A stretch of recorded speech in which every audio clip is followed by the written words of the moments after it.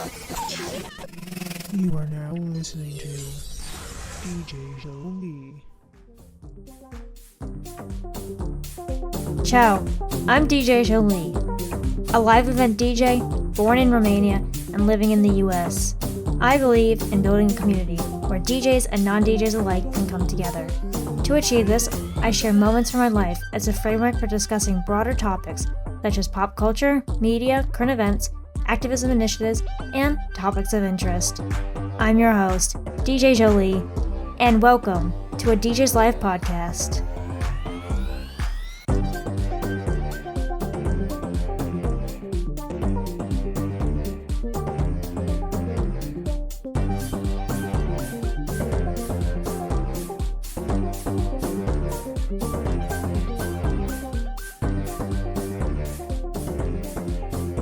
Ciao! Ce mai faci? That's Romanian for, how are you? I hope you're doing well and are staying safe during this pandemic. I'm doing well. I'm thriving. I'm on summer vacation right now from college, and exciting news, I got 2 in-person gigs at college, and I'm preparing for them now, so I'm pretty excited for that. And actually, I also invested in getting new gear, like a stand for my mic for podcasting. I love it. It's a Proline mic stand. It's not the Roadster mic, but I don't have a lot of space in uni, and I don't have a lot of space actually here in the city as well. So I just figured, why not get a Proline? It's pretty small. It's a very small mini stand, so it's good for my use for right now, but maybe eventually in the long run, I might get the Roadster. It's a heavy arm. We have those in WICB at the radio station that I work at on campus, and they're pretty good. They're durable and they're sturdy, but they're not for right now for a college dorm room. Anyways, speaking of podcasts, this is my first episode on this show. So I'm super excited that you're here with me, and I think this will be an exciting journey.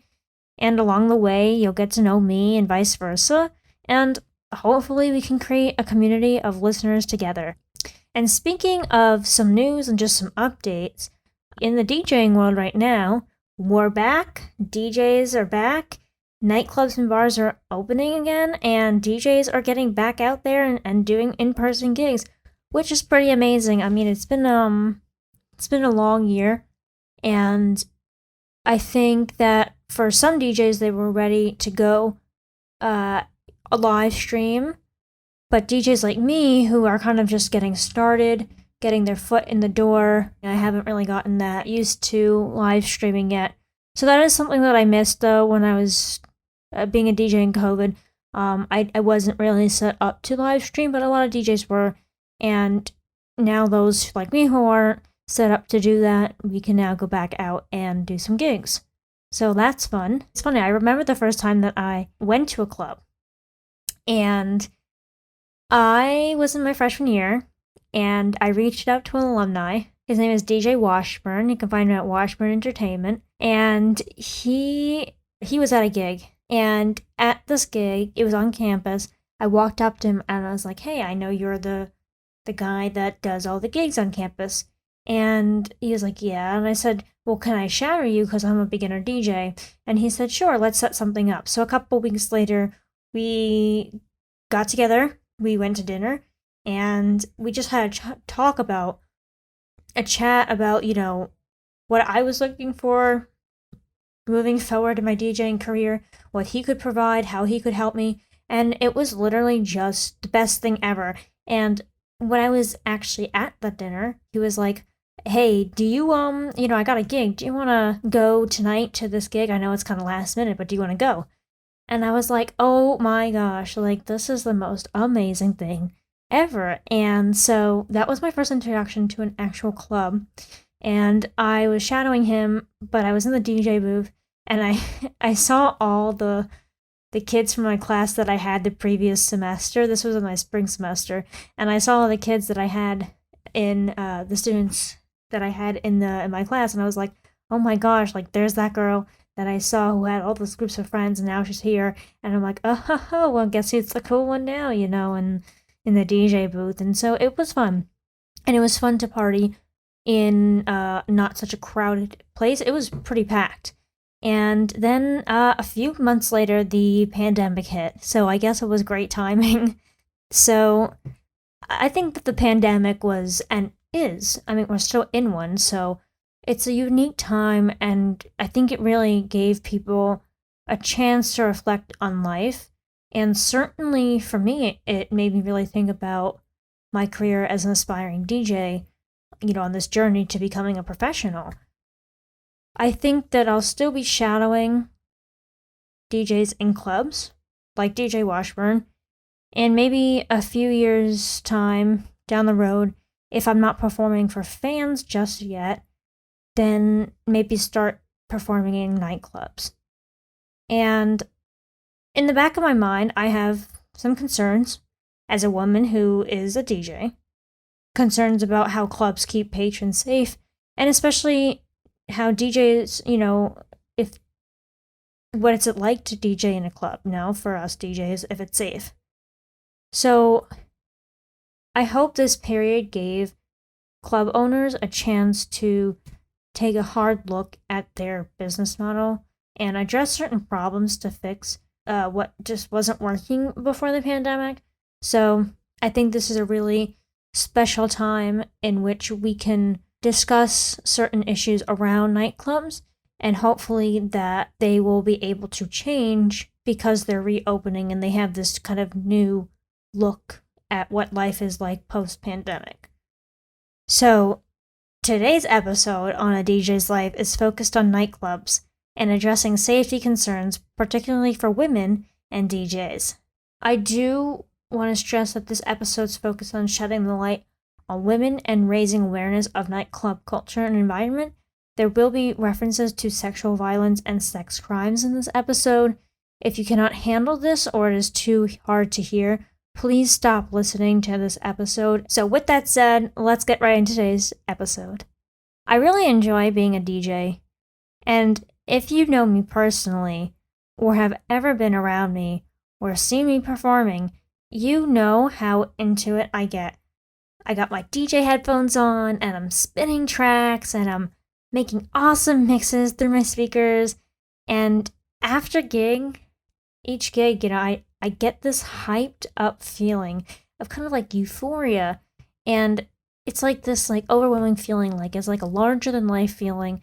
It feels good. It feels like I just performed, and I did my job well, and I really made the audience, the crowd dance, and it feels great. And it's truly like the what the McDonald's saying is the ba ba ba ba ba. I'm loving it, because it's true. I really do love it, and it's my passion. And over the years, it's just become more and more of a passion, and more of a career option.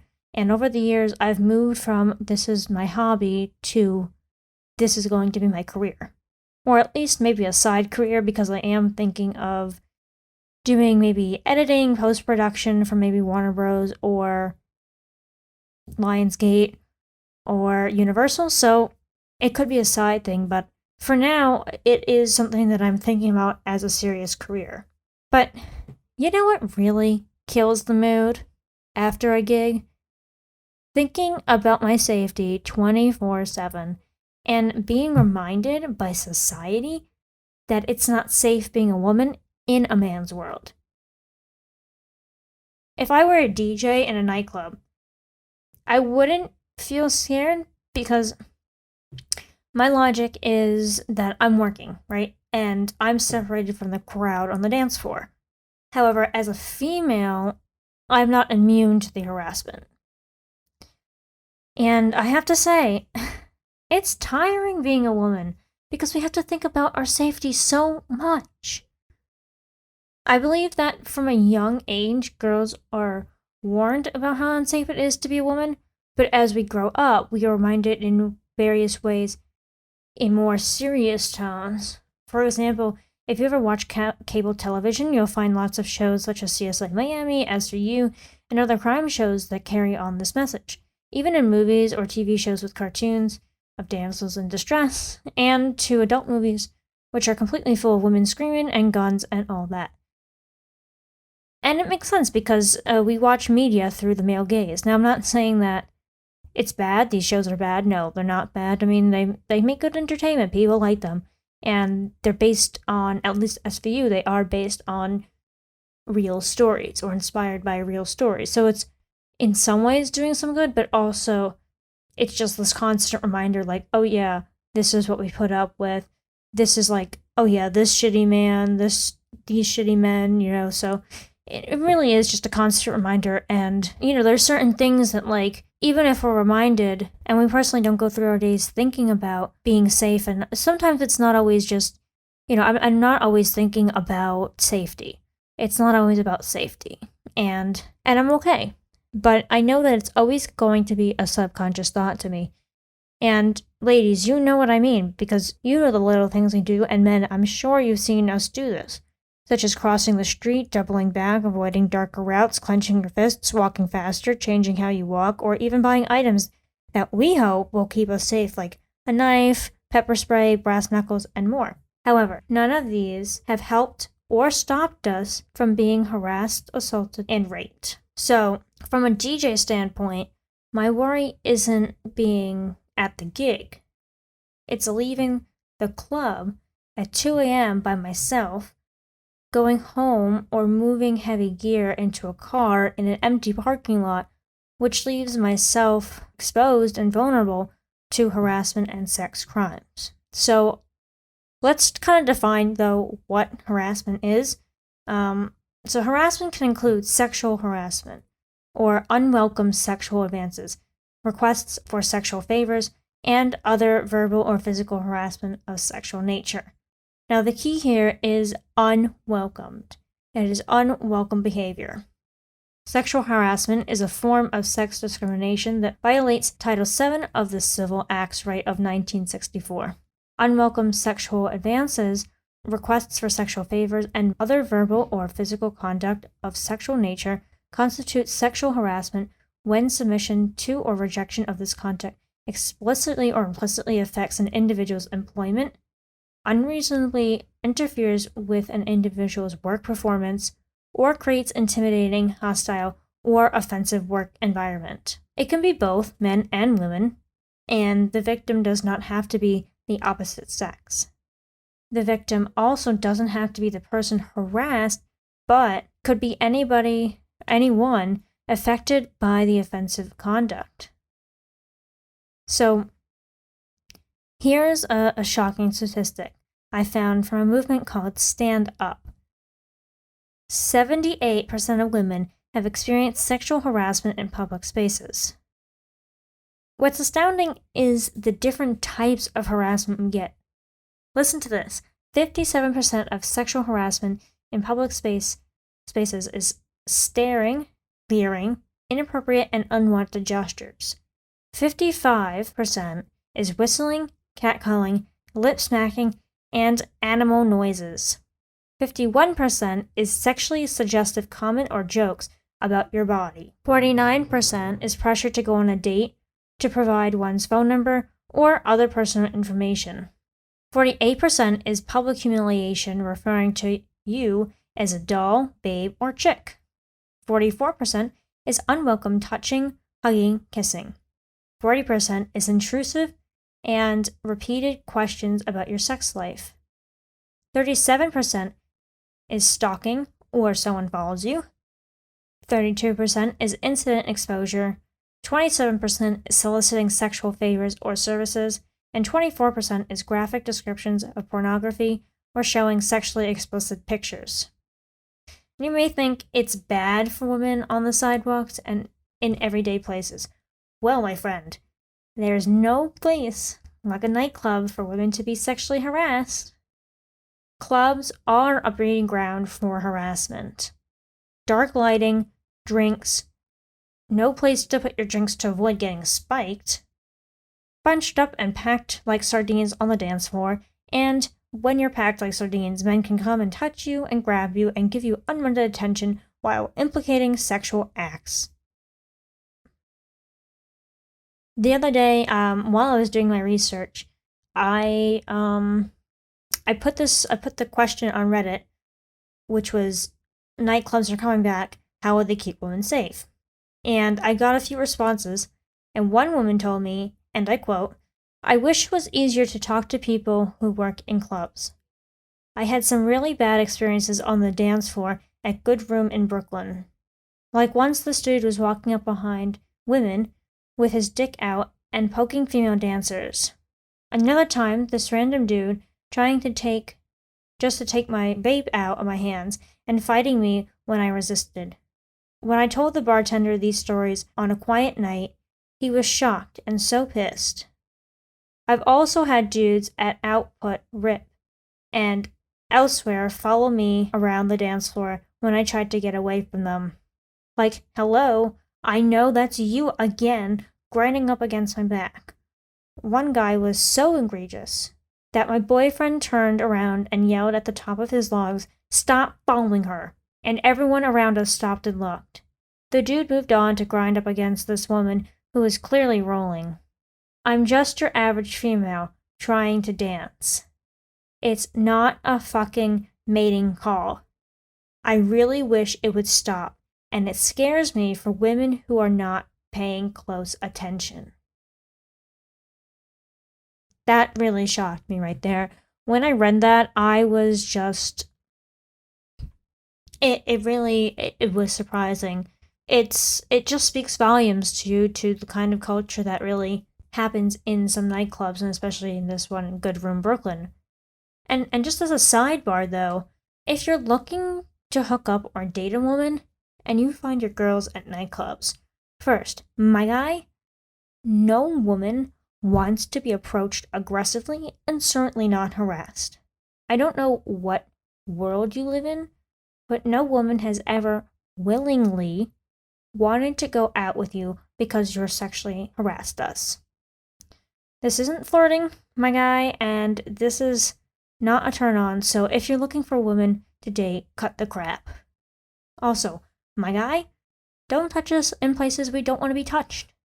It's not flattering or sexy to be grabbed on the dance floor in places we don't want. So here's some advice.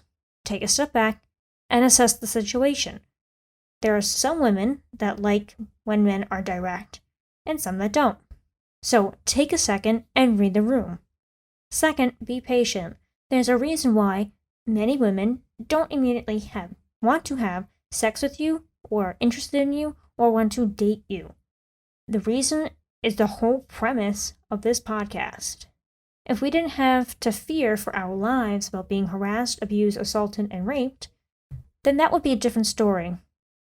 So some women take more time than others to trust you, so show us some decency and respect and be patient. The creeps who grab us or have their dicks swinging out on the dance floor is part of the problem. The other problem is perfectly said by this other Reddit user who responded to my post. They said, "The main issue I see here in that clubs get a lot of money from creeps. These creeps go there frequently and buy drinks for them and for their objectives. What incentive do clubs have to keep them out? They are profitable." Writing this comment, I just remembered that one time when a stranger approached me out of nowhere without having even ever said hi and gave me an expensive drink. I used to drink a lot in that club. But that day, I didn't order it. I was drinking something else. Meaning, this guy had been watching me the previous weeks, noticed I ordered something else that night, and decided to fix that. Then when I rejected the drink, he didn't want to accept a no. So I just took it and gave it to the waiter again, untouched. I am experienced. I know I don't have to drink something handed by a stranger. But imagine a younger me, drunk, who may have confused him for a friend, drinking who knows what he added to that glass. This is what I don't get. I don't understand the business model of clubs. I took 2 classes this past semester, one class called Hidden Entrepreneurs and a marketing class called Principles of Marketing. And in both classes, we discussed the ethics of business, or business ethics, right? And, I just had this question of, are clubs being ethical in how they run their business if they allow these creeps in and then have a laissez-faire approach of, we are not responsible for what they do in clubs just so that they can make a profit, right? Like, I just think it's so backwards, because wouldn't, as a club owner, you want to make a club safe as possible for people? Like, wouldn't you lose more business because your club is deemed unsafe? And then therefore you get a bad rap from people, right? Like, if you had a site like a Google reviews or a Yelp, and then your club was deemed, the shittiest club on the block, who would want to go to your club? And then you're missing out on good business. So I just really don't understand that model. And there's actually a club that I've been to. It's for all college students. And I don't know if they're very ethical either, because they're 21 and plus club, right? So you would assume, okay, they're going to have 21 plus and then kids are going to go. But that's not their demographic, it seems like. When I was there, it seemed like kids 17 to 21. And it's not like the most amazing of clubs. It's not the most nicest of clubs. It's kind of actually grungy.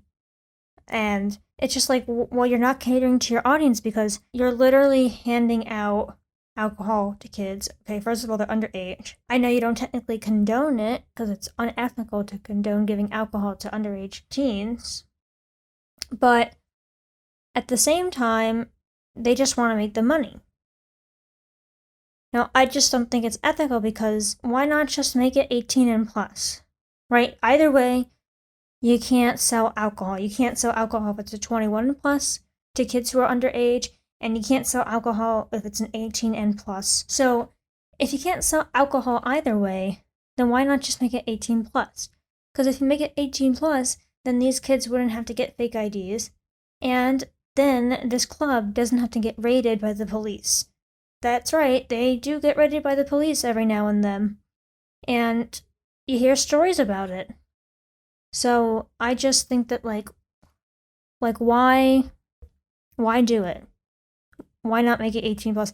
Because I'm sure they would get more business, because I have friends, right? I have friends who want to go to this club, and my friends don't want to because they just don't want to get a fake ID.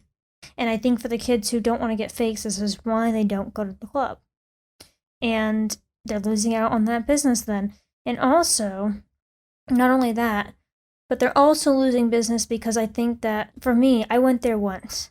And now that I'm of age to go to clubs, I don't want to go back there necessarily. And I think they miss out because they're kind of grungy, because they're known to be this kind of bar for underage students, that by the time people are 21, they're not going to want to go to that same bar. They want to go and venture out to different clubs, nicer clubs, more expensive ones, or just ones in the neighborhood that are different, and ones that certainly are of age for 21 people, and certainly clubs that don't get raided by the police. So I just think that it's just a miss overall, and I think that businesses and clubs really should look at their ethics and really understand who their audience is. Who are they serving?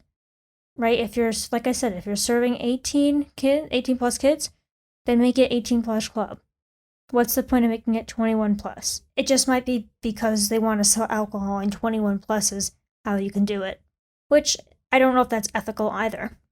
But don't forget, I said men and women can be harassers, and it doesn't have to be the opposite sex.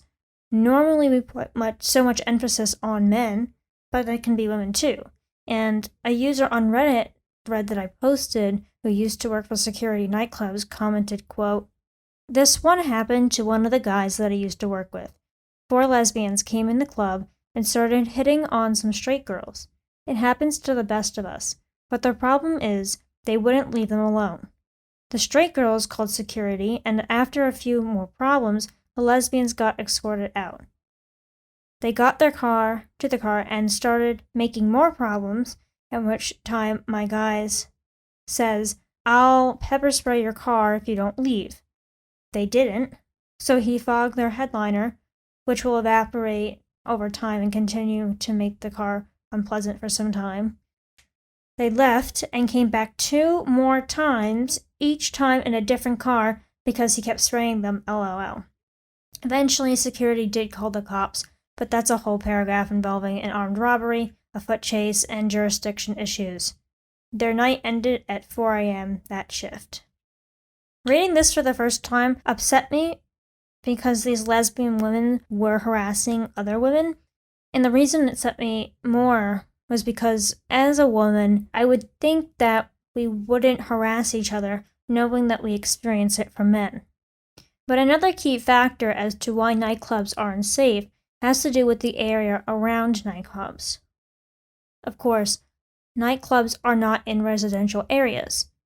Most nightclubs are in entertainment districts and in remote areas. I really think that location plays a big factor. A nightclub that is located in a bad area or a bad neighborhood or in a remote location with limited lighting, or creeps hanging out around depending on the adult businesses around like strip clubs or hookers, doesn't make women feel safe. In an article published in 2019 on YouGov America, a survey was conducted which asked men and women different scenarios and rate how safe they would likely feel in the given situations. And from the data, women are far less likely to feel safe during everyday activities. 36% of women said they always feel unsafe when walking down an alley by themselves, compared to just 11% of men. When it comes to walking alone at night, 29% of women said that they always feel unsafe, compared to only 6% of men saying the same. Actually, 36% of men in the survey said they rarely feel unsafe, compared to just 13% of women. And I'm one of those 29% because I feel unsafe walking alone at night. In my freshman year, I was working on my college's award-winning radio station, WICB, and I had a shift at 4 a.m. on Sundays, and I was worried about keeping myself safe walking to and from my dorm. At 4 a.m., there are drunk students coming back on campus from parties, and sometimes I could hear and see groups of guys in the distance whooping and hollering. So one of the ways that I kept myself safe was, one, I walked fast. But not just walking fast, I also, when I was leaving, I was the only person on campus at 6 a.m. It was a 2-hour drive shift. I was the only person on campus at 6 a.m. And it was kind of scary because when I left, the only things that were there were on campus were the deer. We literally have deer on our campus at night. So one of the things I did was I actually used the deer to signal any kind of danger, because oftentimes deer can hear, obviously because they're animals, they hear very well. So they can hear things from a long distance. And so anything that they hear, they kind of, perk up, and then they turn their head to like kind of where the noise is coming from. So I'd always look at them, although I was a little scared at first when I first saw them because I wasn't sure if I was going to be attacked or not by the animals. But after a while I was like, okay, if I don't bother them, nothing's going to happen. But it was scary. So the other thing I did besides looking at the deer was I used my phone to record myself in case anything happened to me. Sometimes I would talk into it just because I felt a little insecure, but oftentimes I would just kind of talk and kind of just walk quickly, but I would walk with it, and in case anyone came up behind me, I could see it in the camera, or in case someone kind of grabbed me, it would be on camera, then my phone would drop, and hopefully then someone would pick it up. The other thing I did was call campus police and have them escort me to and from the radio station. But, I shouldn't have to think about these things as a human being, as a person. I really shouldn't have to do that. I'm sure my male counterparts who are working at the radio station doing drives as a freshman weren't doing that. But not everyone does it. I had a friend whose shift ended at 4 a.m. before me. She had the morning drive with me in the on Sundays as well. But she didn't do that. She just kind of walked back. But again, I mean, every woman's different. So, but to continue with the statistics, 23% of women always feel unsafe going to a stranger's house by themselves as opposed to 6% of men. And when taking a trip to a foreign country by yourself, 24% of women say they always feel unsafe compared to 12% of men. 13% of women say they always feel unsafe getting a taxi or rideshare by themselves compared to a whopping 44% of males that said they never feel unsafe. Interestingly, 29% of women rarely feel unsafe while riding on the bus by themselves compared to 43% of men saying they never feel unsafe. Only 11% of women always feel unsafe riding on the bus by themselves. And when it comes to exercising in an outdoor public space by yourself, 31% of females rarely feel unsafe compared to 45% of males that never feel unsafe. And only 8% of females always feel unsafe, and 2% of men feel the same way. So, just to recap, nightclubs are unsafe for women because of patrons, the way club owners run their clubs, and the location. So, what are clubs actually doing to keep women safe? Right? That's the question really, is what are they doing? So, first, clubs have security plans. So they have emergency exits. They also have fire escapes, exits for emergencies. Nightclubs also have surveillance cameras. Nightclubs have bouncers and security personnel. There is a safety plan also for patrons that bring outside conflicts, aggressive personalities, and jealousies into the club. Nightclubs need to have a security plan in place to respond to obnoxious and intoxicated patrons when they cause trouble. And bartenders are supposed to cut patrons off if they have had too much. In most states, it's against the law to overserve alcohol. Any staff or employees, such as bartenders, cocktail waitresses, club managers, door hosts, and even bouncers, should issue early friendly warnings. They should also be trained to keep an eye on safety and issue second reminder warnings if someone is being disruptive. Management has an obligation to its customers' employees not to have dangerous customers on their premises. Security staff will ask a person or a party to leave without using force.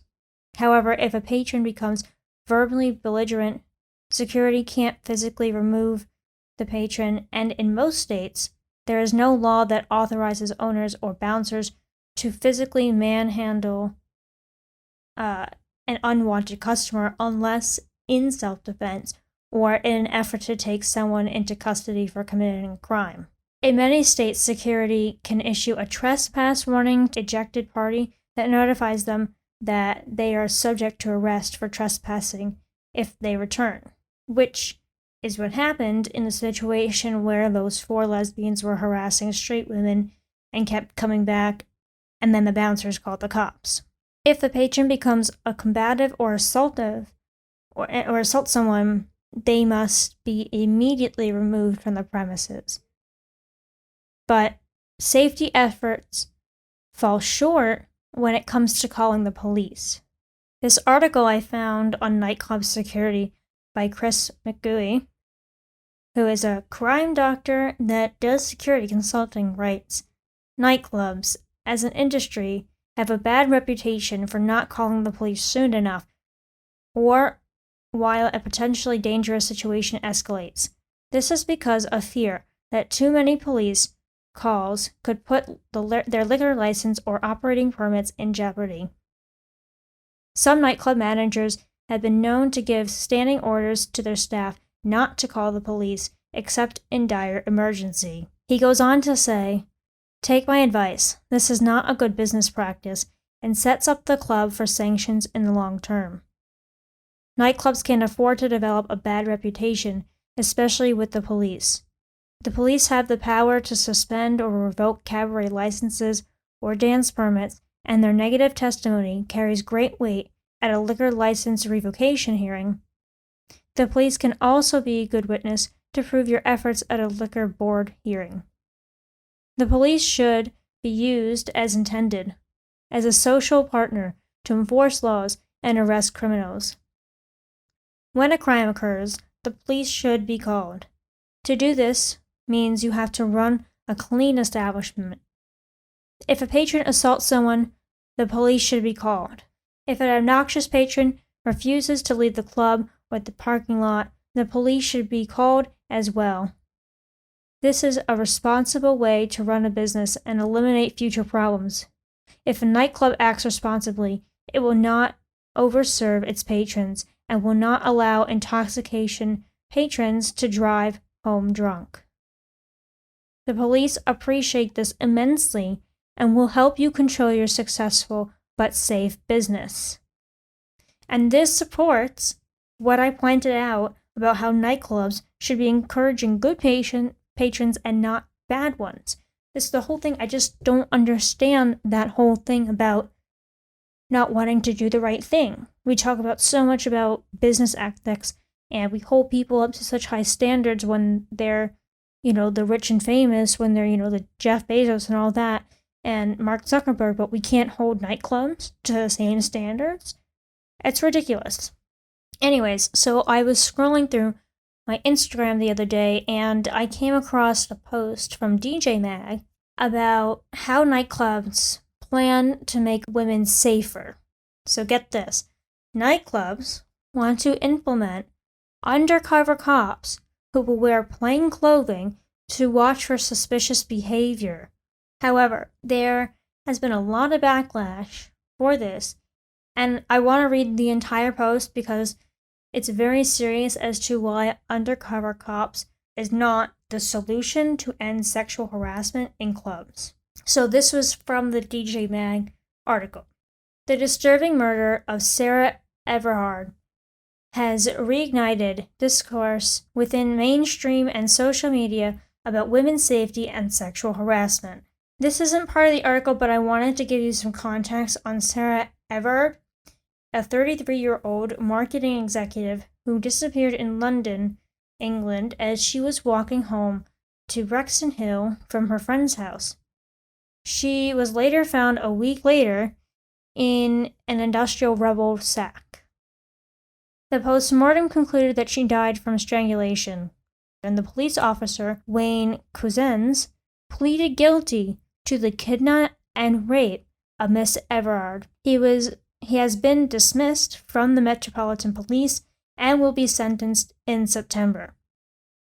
So going back to the article, in the midst of the outrage, news emerged of a scheme which involves piloting undercover and uniformed police patrols around nightlife venues to quote-unquote protect women. This has been met with backlash by women partygoers and women's protection and rights organizations, and rightly so. Concerns over police presence in private venues stem from reports of police officers committing assault, rape, and perpetrators of assault and harassment culture. Evidence of recent cases includes a now former PC admitting to download child rape footage, a Met officer working the corner near the site where Sarah Everard's body was found, sharing sickening memes making a light of her murder by a police colleague, and an off-duty West Midlands officer escaping jail after a court heard he used police training techniques to violently attack a woman in the street, reportedly called her a fucking slag when she managed to flee. Last week, a spokesperson from Center of Women's Justice responded to the pilot program by saying, "Many women will now be quite rightly asking, but who will protect me from the plainclothes officer?"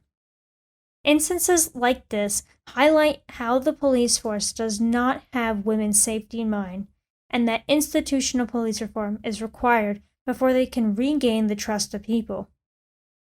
Concerns about the police force using the reasoning of quote-unquote protecting women has an excuse to access these spaces and demonize nightlife target clubgoers, and use stop and search powers, another maligned police policy that had been criticized for being discriminatory by the Equality Human Rights Commission, are also a major contributing factor in deterring people from the proposed scheme.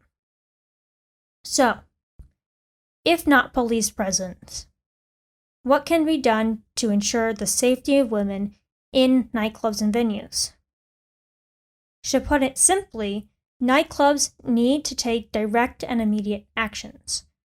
The pandemic has proven the importance of public health and safety, and in the quote-unquote new normal, alongside stopping the spread, women's safety should be a top priority, arguably the highest one. Academics have found that when women attempt to speak out for themselves, they are met with furious backlash and expose women to risks and place the labor of managing unwanted incidents onto women directly. This phenomenon has been dubbed feisty femininity and has proven to be harmful towards women, highlighting the need for clubs and venues to step up. So, knowing what you know now, it's up to you as the listener, no matter what gender you are, to not only continue this conversation, but to come up with solutions to create safer environments for women to enjoy nightlife, entertainment, if clubs don't and won't step up. But, how do we do that? How do we go about doing that? Here are quotes from real women on what they think nightclubs should do.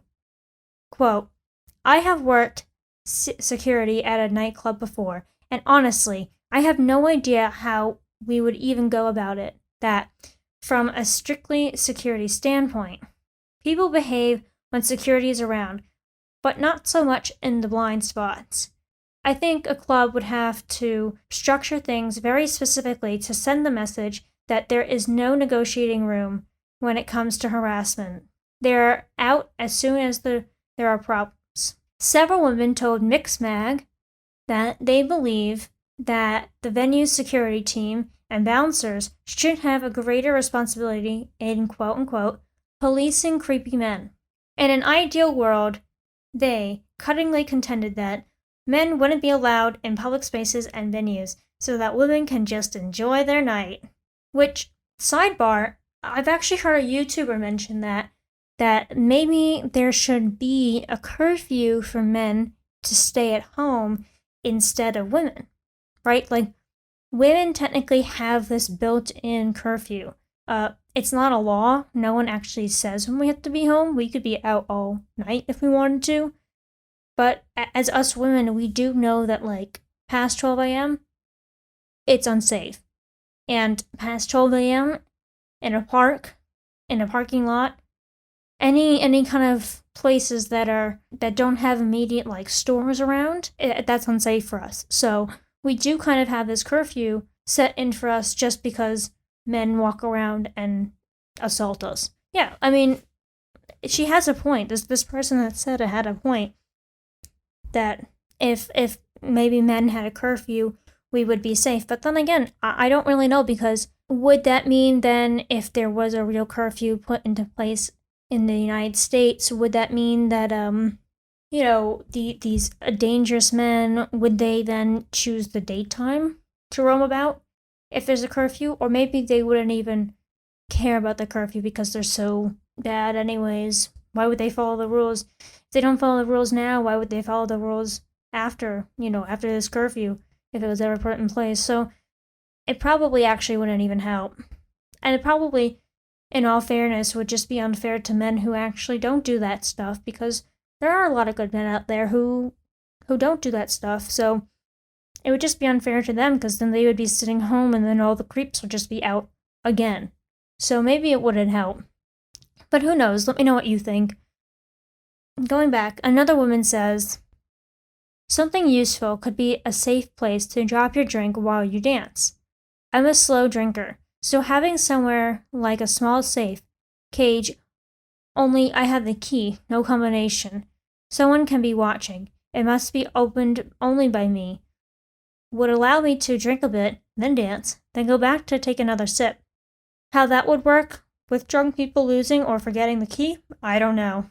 Another person says, of course, a more aggressive action towards creeps that follow you and don't let you enjoy dancing could be useful. But if they start monitoring creeps and kicking them out, they will lose recurrent customers, so probably they won't do anything there. Another said that their local nightclub has panic buttons across the walls and a zero-tolerance policy towards sexual harassment.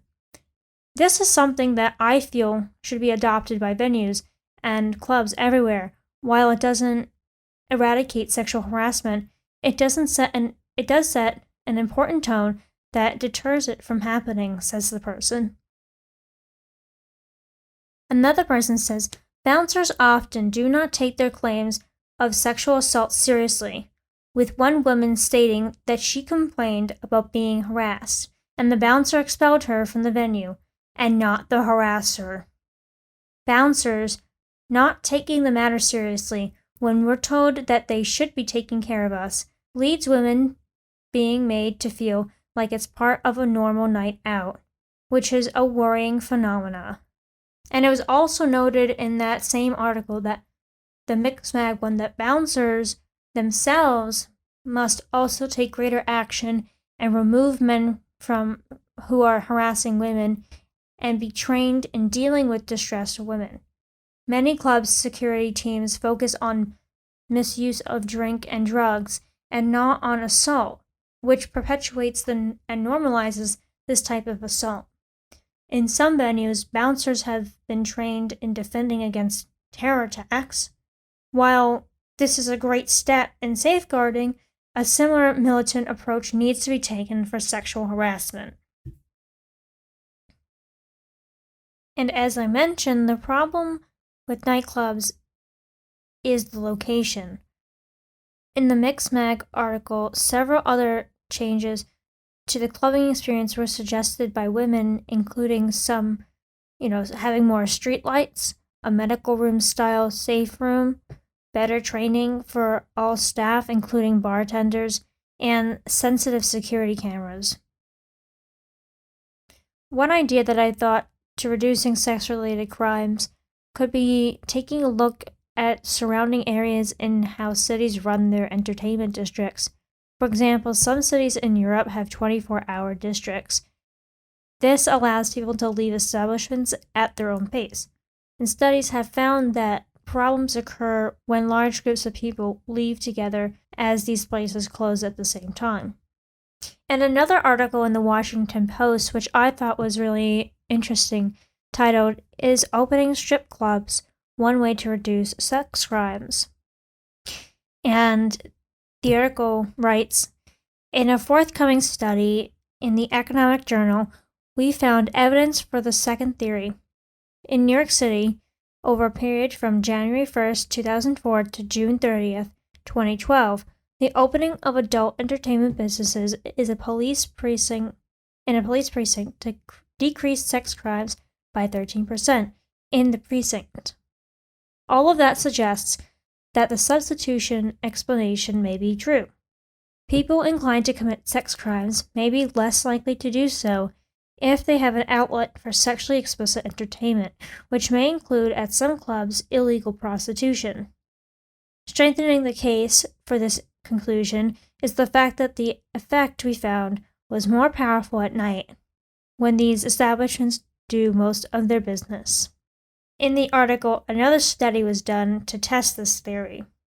They analyzed data on sex crimes from NYPD's historic complaint files and found the same relationship between sex crimes and opening of adult entertainment establishments.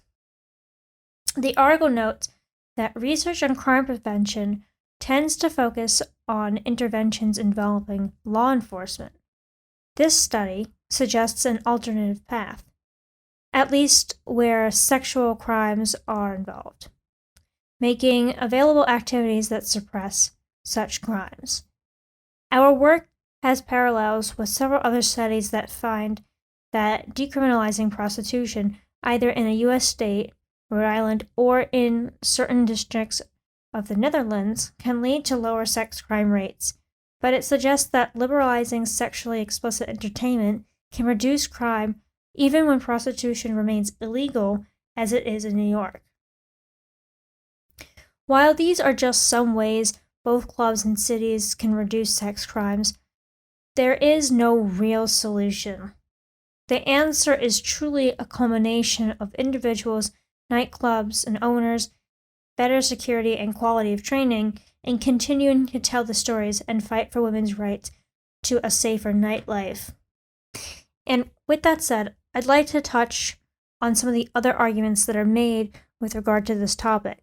So, for those that are listening to this and ask, well, why can't women just learn martial arts or something, or have a concealed weapon to keep us safe? Here's my 2 cents on this. First, let me ask you this. Why should women have to pay the price for safety on a daily basis? Why can't men just learn how to treat women with respect and not treat us like objects for their own pleasure and therefore abuse us, assault us, and rape us? Maybe once men stop that, then we don't need to learn martial arts. See where I'm going with this? And also, learning martial arts takes years, and not everyone who learns it uses it in a situation because they either freeze or maybe they fear it may escalate the situation. Which brings me to my second point. So second, I personally don't think that having concealed weapons will ever keep us safe. One, because as human beings, it's natural for us to freeze up, and therefore we might not use our pepper spray or switchblades. 2, if you don't know how to properly handle weapons, how can you use them effectively? 3, concealed weapons in many states are illegal. In New York City, pepper spray is illegal.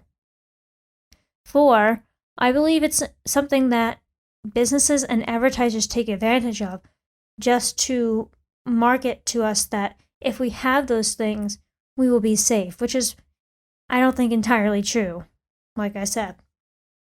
And lastly, I think it just escalates the situation. It's easier and it's always safer to assume that the person who is the aggressor is armed. And in many cases, when it's a police officer, like the situation with police officer Wayne Couzens, who pleaded guilty to the kidnap and rape of Miss Everard, these men have guns, right? They have weapons, and they are also trained to stop potential threats if they feel unsafe. So if you're reaching for a knife or something that could make them take more aggressive actions, even if you are just trying to defend yourself. So